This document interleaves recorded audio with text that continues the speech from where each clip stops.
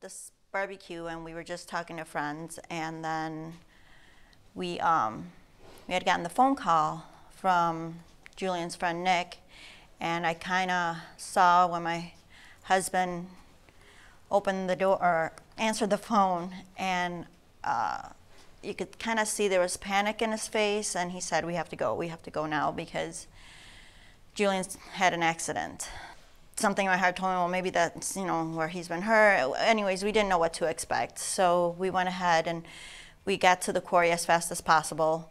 I remember when I got there, it was like any other day at the quarry, and it was actually the last day that the quarry was open.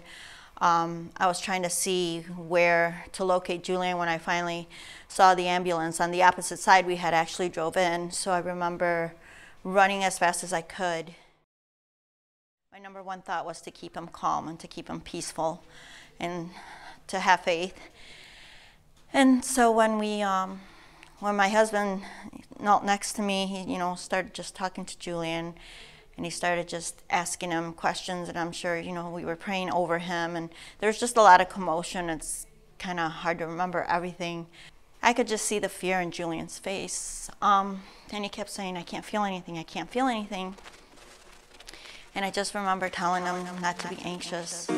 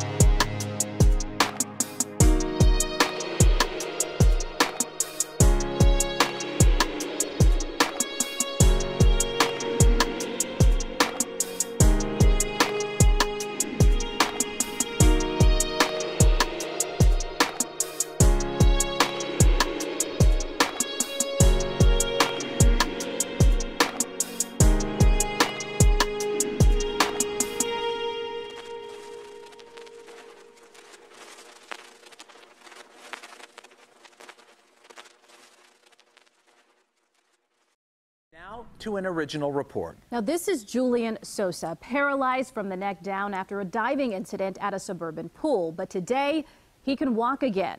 And we're at Northwestern Memorial Hospital when he reunites with his surgeon. It's good to see you. Nice to see you. Are you kidding me?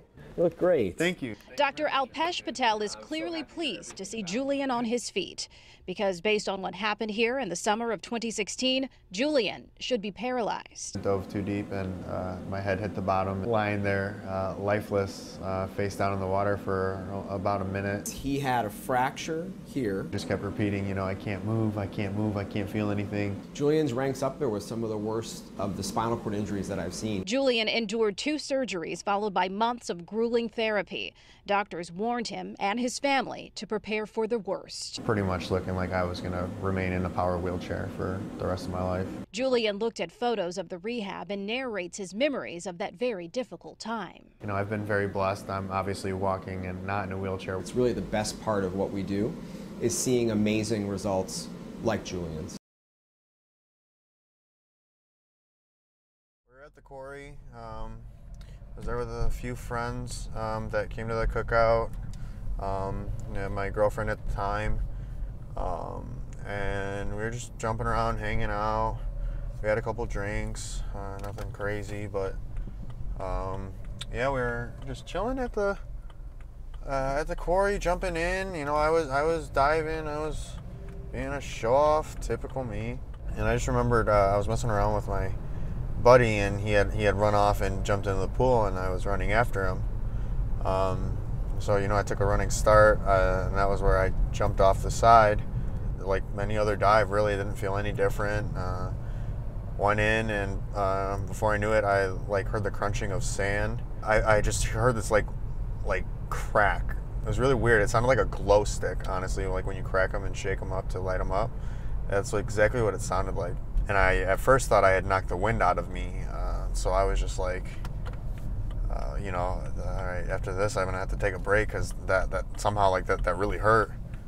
And that was when I went to go and swim to the surface, and nothing happened. I tried to move my arms, and I remember looking over to my fingers, and nothing was happening. And I tried to kick my legs. I was trying so hard, and nothing still was happening. And I just remembered Gabe was kind of beyond himself. I kind of just went into, okay, what do we need to do mode?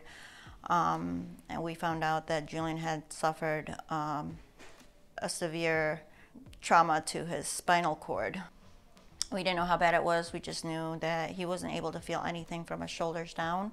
So we didn't know what to expect. We didn't know what was going to happen.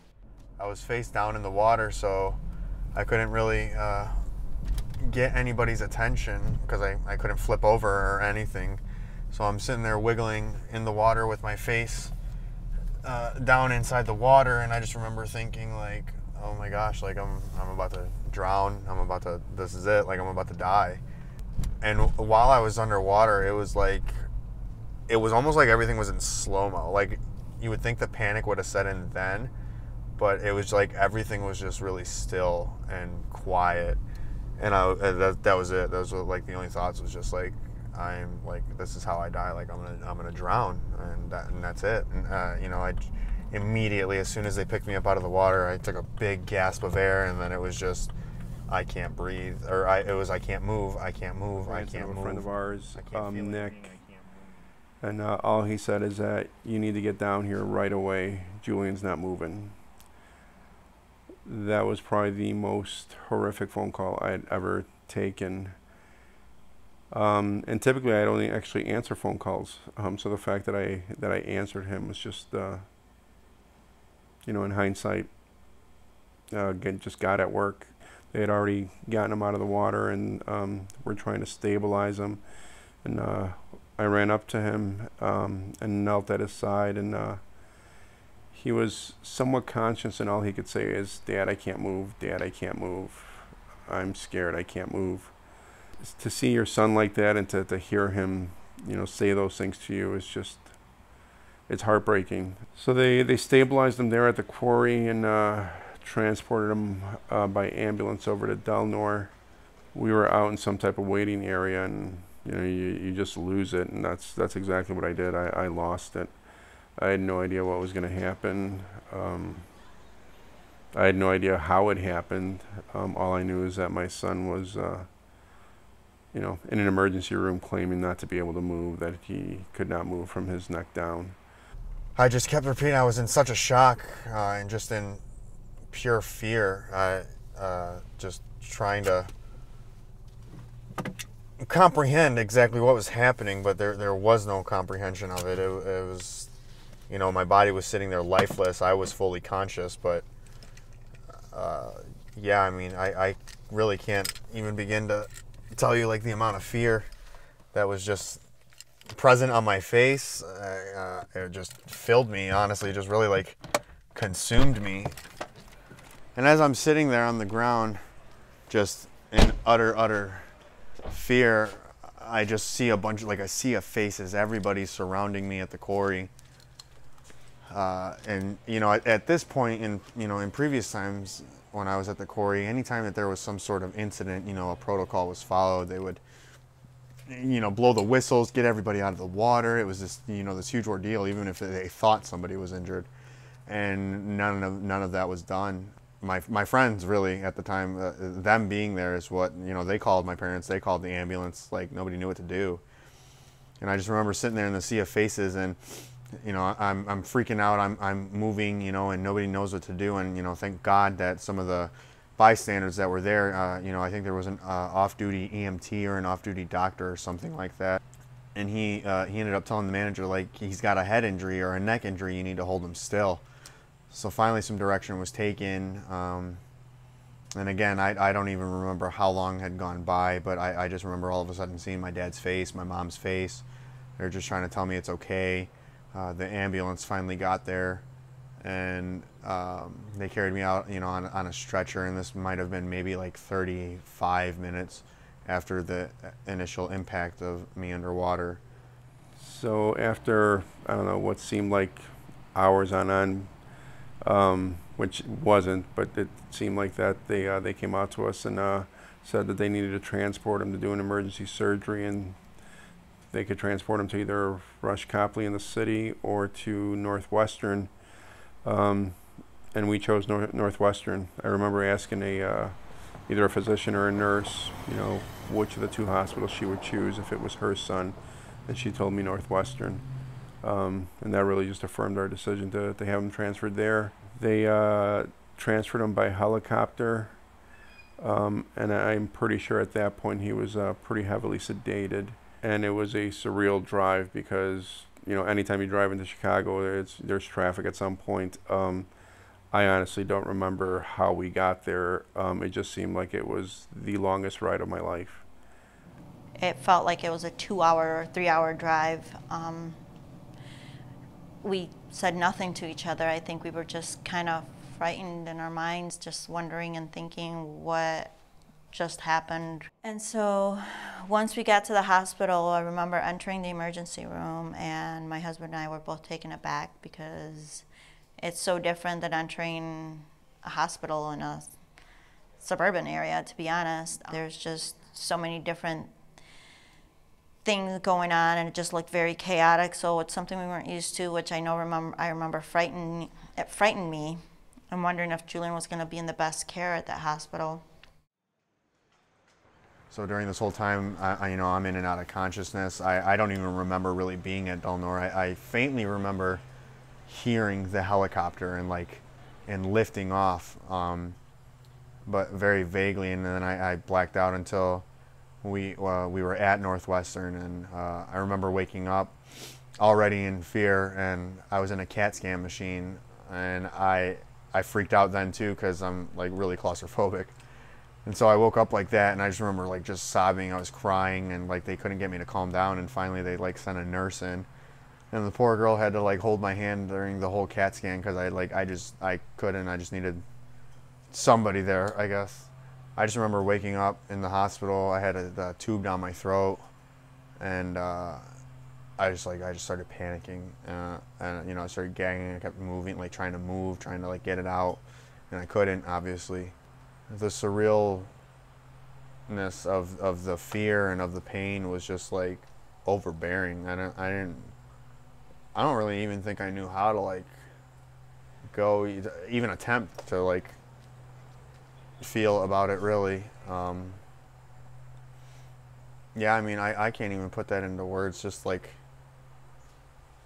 terror, I guess, would be the word. So Julian came to us with a really bad, complex spinal cord injury.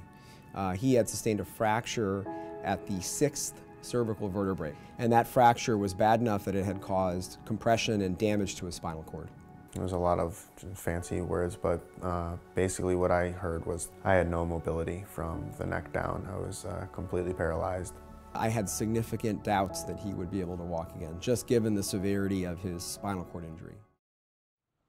When we finally arrived at the hospital, we walked into the emergency room, and if you ever go into into Northwestern's emergency room, you see some pretty scary things. And there was a lot going on that particular Sunday at the Northwestern emergency room, and we got a little scared and thinking that maybe we made the wrong choice. And right away somebody came and attended to us and said, "No, you're on the wrong side of the emergency room. You need to come with me." And they took us away from all the chaos that was up in the front end of it, to where they had Julian stabilized and started to explain to us what was going to happen and the procedures that he was going to have to undergo, and the fact that they couldn't promise us any results whatsoever. All we had to do was wait, and all we knew we had to do was pray. At this point we were at the mercy of the doctors. They know best. So we went ahead and informed the family. Everybody was there supporting us. We knew the following day he was going to have another surgery. After that surgery, we were told physical therapy would come next, but he would spend a few days in the ICU unit. So he was there for about a week in the ICU. I remember the reality of his accident. Just when it really hit me was when, for the first time in the ICU, they took him and they transported him from his bed on an air swing to put him into a chair. And I remember thinking in my mind, how I'm supposed to do all of this physical-wise, I didn't think emotionally, or I just thought physical-wise, whether I was going to be strong enough to be able to help Julian with all these physical needs that he had. And so that was a fear in my heart. I just figured, you know what, God will give me the strength, we'll figure it out. But when Julian was sitting in his chair, he tells me, "Mom, fix my legs, they're crooked." And I'm like, "What do you mean your legs are crooked, honey?" And he's like, "Yes, my legs are here, and I need them to be in front of me." And I was like, "Your legs are fine." He's like, "No, they're crooked, they're over here." And so I took my phone and I took a picture and I showed him, and his legs were right in front of him. And I guess it's what they call, when this happens to spinal cord injury patients, I remember the nurse telling me it's called a ghost feeling. So they don't really know where the legs are. They feel like they're somewhere, but they can't. It's the dissociation between the brain and the body. And when I showed him the picture, I think it kind of shocked him to realize that his legs were right in front of him, yet they felt they were off to the side. So I think that was kind of an awakening moment for him, awakening moment for us, and just kind of like, wow, this is real and this is what it's going to be. And we had talked about closing, because we have a business, we talked about closing the business and me staying home and taking care of Julian full time if that was the case. We didn't know what we had ahead of us, but we knew that we had each other, we knew we had God, and that was what we were going to do to get forward with. This was rough. It was really tough to try and have a positive attitude and at the same time just kind of be told, like, the doctors were telling my parents that we need to make preparations, changing the house, changing basically their entire lifestyle. It wasn't just me that got affected by it. It was my whole family. Everybody was trying to change things. My little sister was about to go off to college. She didn't even want to go anymore. Yeah, man, I mean, it was a lot. It was a lot to take in. It was a lot to deal with. And then a couple days after my first surgery, they went in through the back, and that was when they were gonna just kind of really reconstruct the broken C6 and just reconstruct everything that was damaged in the SCI.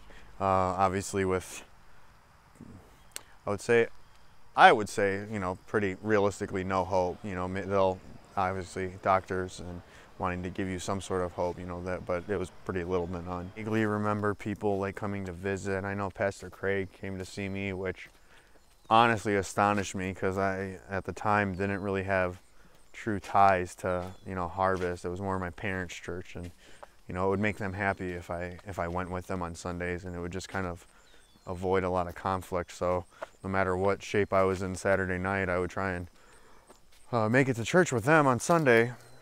So seeing Pastor Craig there, I was just a little beside myself. I was like, what are you doing here? And he was there to just pray for me, to let me know people were praying for me. I mean, he told me that the entire church was praying for me. And at first, when he first said that, I was a little skeptical, just because, I mean, who are all these people? They don't even know me. My parents really never left my side. If one of them was gone, the other one was there, and that was just a constant. They were always trying to figure out what they could do, learn from the nurses to just help me out in case the nurses were busy and I needed something right then. That was about the stay of the ICU. It was super intense, scary. If I was coherent, it was just scared and sad. And when I wasn't, I mean, the amount of drugs that were being pumped into my system to help cope with the pain, I mean, I would have hallucinations, weird dreams. It was so intense, those 9 days, just dealing with everything. And I just remember my dad repeatedly telling me, you know, and reading me the Bible and just telling me to have faith in God. God's going to heal me. Like, even if I wasn't healed in the sense of, you know, being completely back to the way I was before, that God would heal me. And at the time, I didn't really know what that meant, because in my mind, I was like, oh, God's going to heal me. Like, I'll be back to normal, you know? But I don't think he meant it in that sense. And I don't think until probably like getting closer to the transfer of RIC did I start to kind of comprehend that. And I mean, I think because of the sedation and everything, it was a little hard for me to really get, you know, a grip on my mindsets and everything like that, since I was so all over the place. But I kind of knew that, like at that time, I kind of knew the accident was like a wake-up call. And not just a wake-up call, but like the last wake-up call, you know?